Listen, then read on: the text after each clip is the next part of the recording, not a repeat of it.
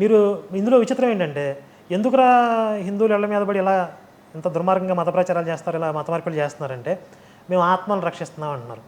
మాకు దేవుడు అప్పగించిన భారం ఆత్మలను రక్షిస్తాం. మరి ముస్లిమ్స్ కూడా చాలామంది ఉన్నారు కదా దేశంలో, వాళ్ళ ఆత్మలు కూడా రక్షించాలి కదా. ఇప్పుడు వాళ్ళ మతం ప్రకారం ముస్లిమ్స్ కూడా నరకానికి పోతారు, వాళ్ళు యేసుని దేవుడిగా నమ్మలేదు కాబట్టి, అవును.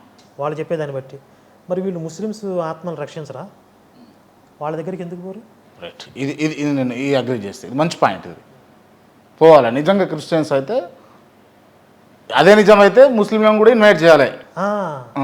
అక్కడికి వెళ్తే ఏమైద్ది వీళ్ళకి తెలుసు. ఏం చేస్తారు? వెళ్తే అర్థమైంది వీళ్ళకి. ఏం చేస్తారు?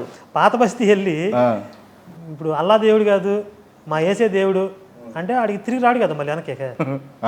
అక్కడే సజీవ సమాధి అవుతాడు, లేకపోతే ప్రభు అందు పరలోక యాత్ర చేస్తాడు. కాబట్టి వెళ్ళడం అంటే ఆడి ప్రాణం మీద బీతది.